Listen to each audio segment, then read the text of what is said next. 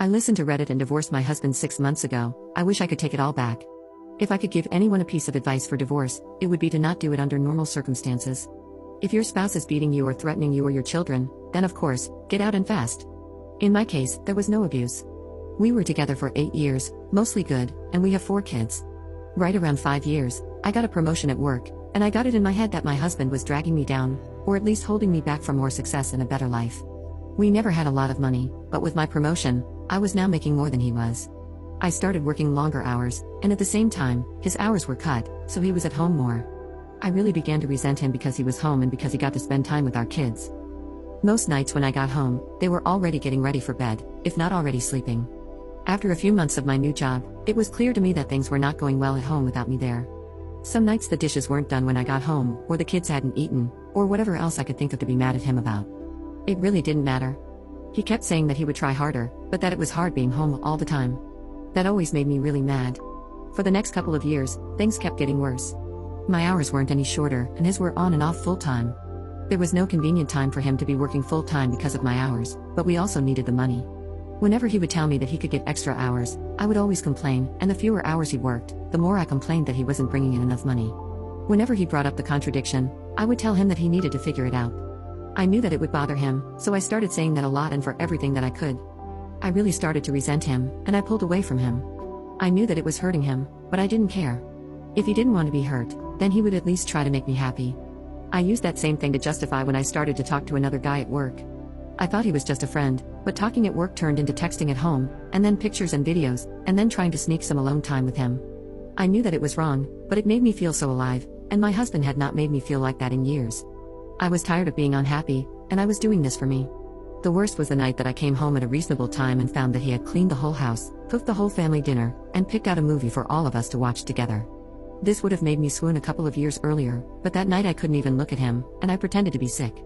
I spent the rest of the night in bed while he waited on me, checked on me, and even made me different food and brought it to me in bed. It made me feel terrible, and then it made me angry that he made me feel that way, and by the end of the night, I was texting with the other guy. Over the next month or two from that night, it did not matter what he did. He was wrong just for breathing most days. He would get so upset with how I was treating him, and I would just wait and egg him on into losing it because I knew it would happen eventually. After most of the fights we had, he would apologize for whatever I told him he did wrong, if there even was something, but I never did. I would usually find a way to make him feel even worse.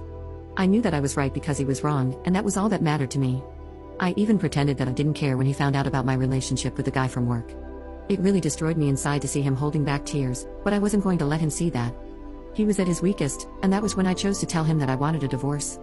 I could almost hear his heart shattering inside his chest. He talked and fought and said that we could work through it together. I really wasn't interested in fixing our marriage, but I mostly ended things with the other guy, but only because I knew I could get it back if I wanted it. I could see that he was trying, and occasionally I would let him know, but for the most part, I kept being unreasonable to him for any and all reasons that I could think of. I'm not sure how much more the man could have done to make me happy besides finding a job that paid enough for me to not have to work at all. He said that he was looking, but looking and finding are two different things. It was around this time that I discovered this group and a few others.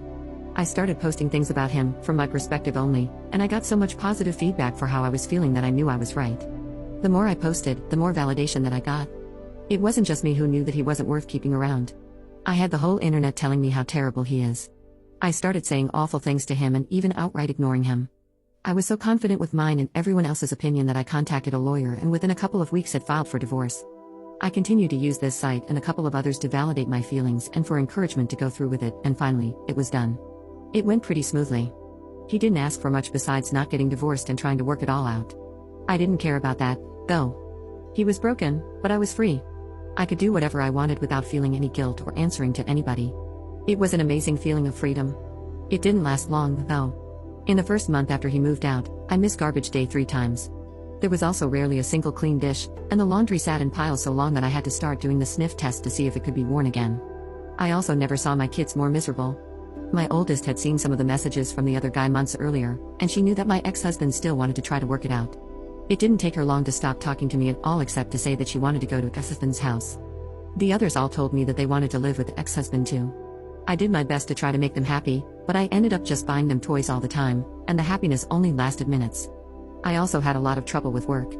Being alone, I couldn't work all those extra hours that I was expected to. I finally gave in and started calling ex-husband to watch the kids. He would always come over as soon as he could, and he always asked me if I needed anything. When I would get home, I would find clean dishes and laundry and even dinner sometimes. He would never say too much after I got home. He would just say to call him if I needed anything and leave. One night he took out the garbage and brought it to the curb because it was garbage night and I forgot again. He always looked so sad when it was time to go. Finally, after a couple of months, my friends convinced me to go out on a date. It was for dinner and a movie, and I was excited and hopeful, but at dinner, I started getting a feeling of overwhelming guilt. It got so bad that I ended up not even going to the movie. A week and about a million tears later, I was on a therapist's couch. I told her everything that had happened, starting with the promotion that I got at work. She did not agree with me or with any of the encouragement to divorce that I got.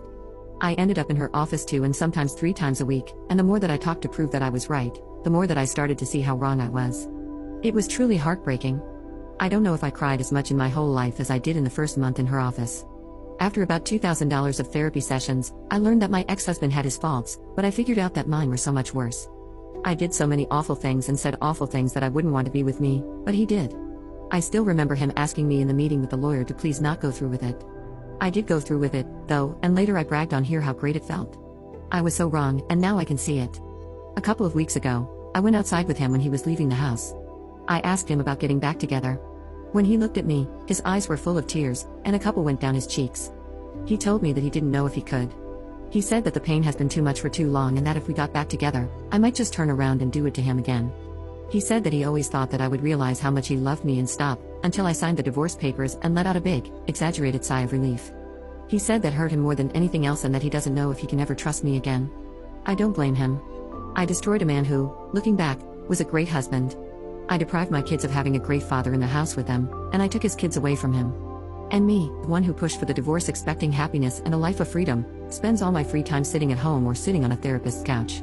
Please don't just take the advice of anyone on this site or any other about getting a divorce. If your marriage is bad, look at yourself first and see if you can make changes. This is advice for men and women. Getting divorced is not fun. Being divorced is not fun. And seeing your husband broken and your children never happy because of your actions is the most painful experience that I can imagine.